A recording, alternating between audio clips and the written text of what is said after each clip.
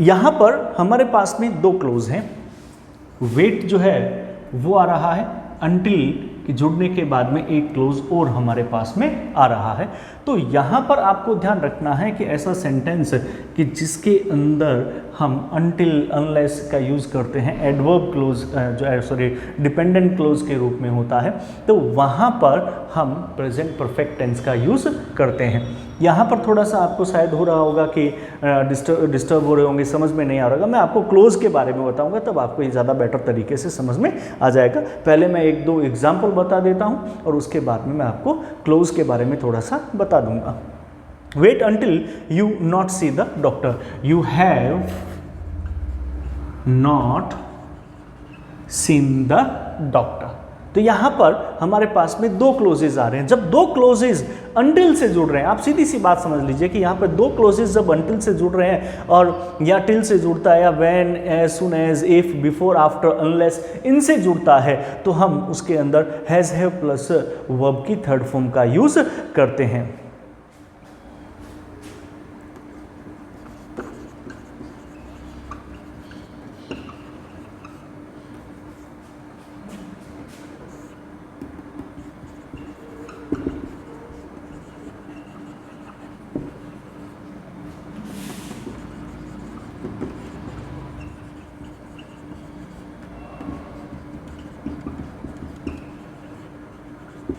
As soon as they down, we will probably visit there.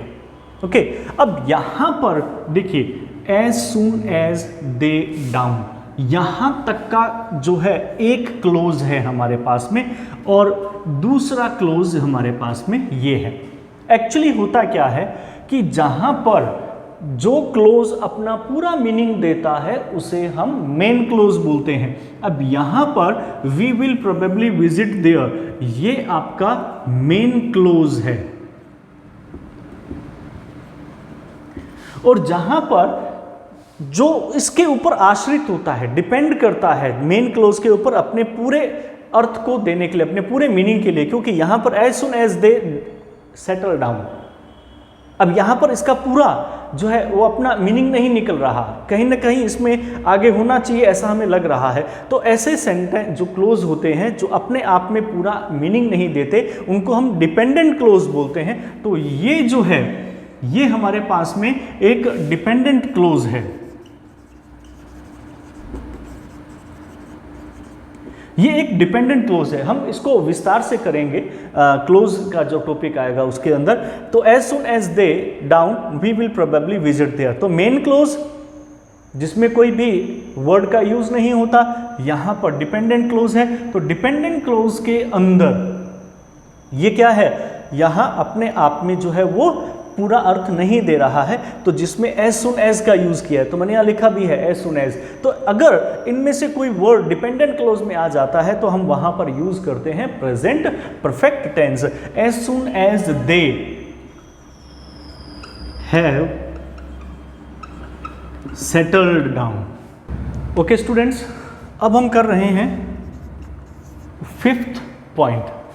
Fifth point को करने से पहले मैं एक बार फिर आपको मेन क्लोज और डिपेंडेंट क्लोज की थ्योरी बता देना चाहता हूं, क्योंकि आगे वाला पॉइंट भी इसी पर ही है, मेन क्लोज और डिपेंडेंट क्लोज। एक एग्जांपल देखिए फिर मैं बताता हूं। इफ यू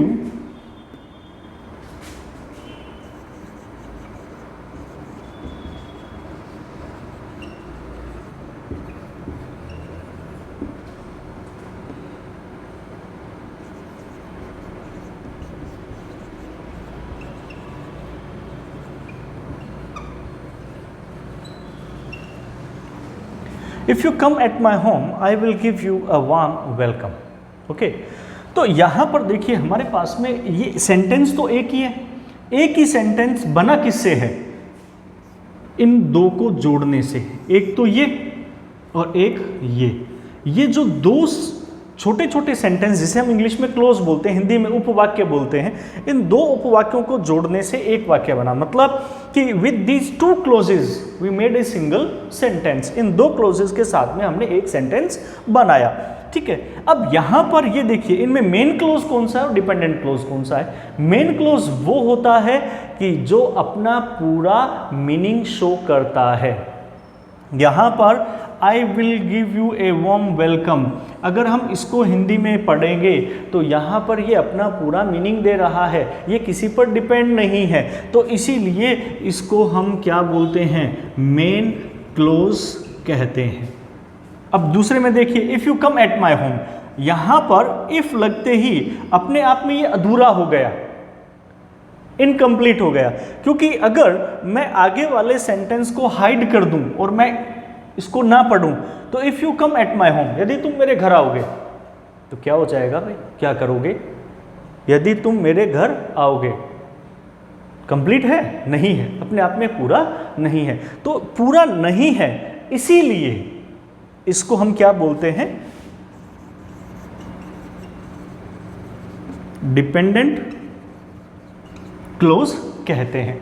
अब नेक्स्ट टॉपिक भी हमारा इसी के ऊपर आ रहा है, ध्यान रखना, अगर मेन क्लोज में ऑलरेडी प्रेजेंट परफेक्ट टेंस दिया हो तो हमारा जो डिपेंडेंट क्लोज है, अगर उसमें when ever,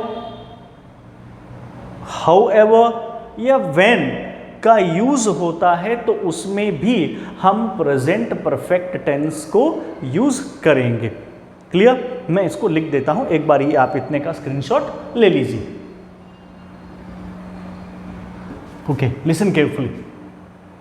If there is a present perfect tense already in main clause and in dependent clause there is whenever, when or however, the dependent clause is starting with the whenever, when or however, then we will use present perfect tense in dependent clause. Okay, I am giving you an example. एक example जो है वो मैं आपको दे रहा हूँ.